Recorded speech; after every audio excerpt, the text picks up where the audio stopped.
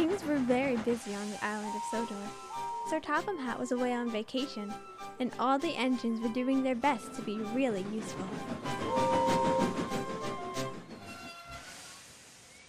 But Thomas the Tank Engine did not feel useful at all. James teased Thomas for bumping into the buffers. Gordon scolded Thomas for being late. They made Thomas feel unimportant.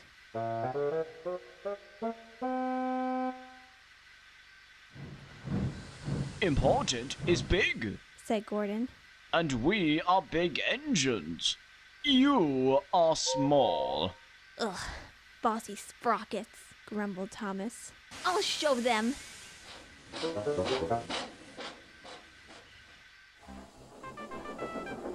Little engines can do big things, Thomas said to himself, especially when they have nice blue paint like me.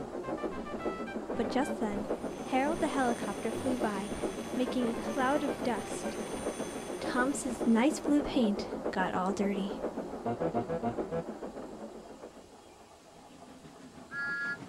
Two nasty diesels made fun of Thomas. Let's not laugh now, they said, and they did.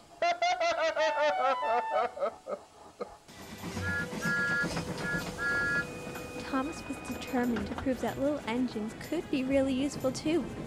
That night, Thomas was right on time doing his mail route. He even comforted Percy, who felt bad for being late.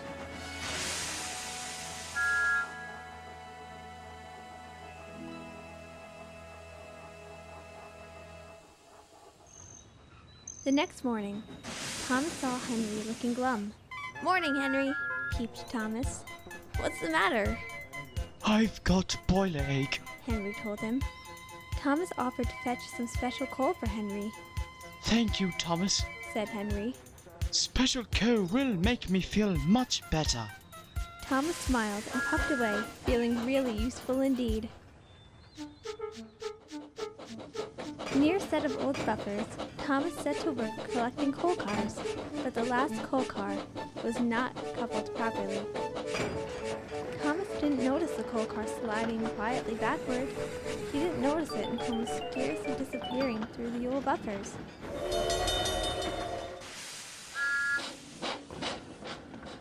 It wasn't until later that Thomas realized the coal car was missing.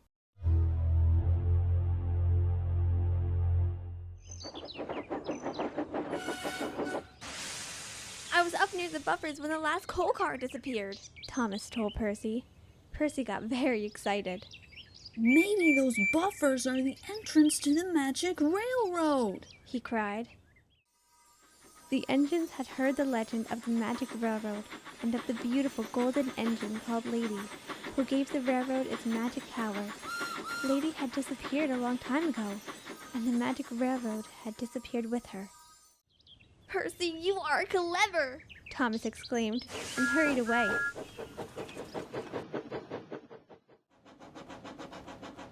Thomas steamed back to the old buffers. He knew that bringing Lady back would be really useful, but he was nervous too. "What if I go onto the magic railroad and my wheels don't work?" thought Thomas. "What if it's dark?" But Thomas kept going. He reached the old buffers and passed right through.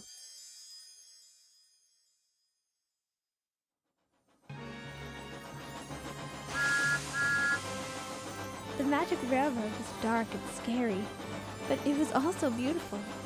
Thomas found the missing coal car, but the car coupled properly, continued along the magic railroad.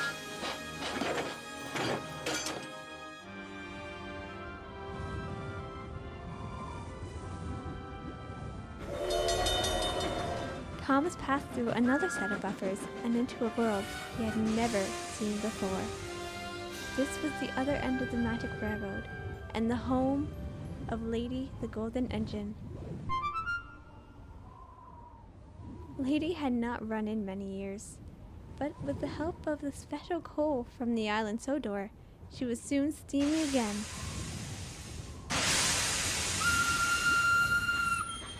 As the lady moved along, her lovely, happy face was revealed once more.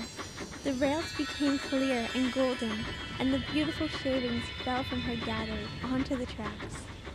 The magic railroad was coming back to life.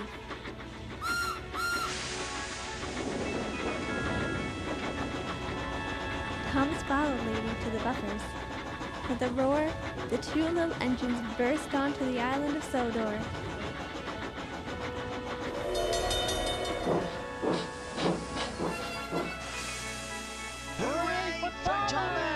The engines cheered.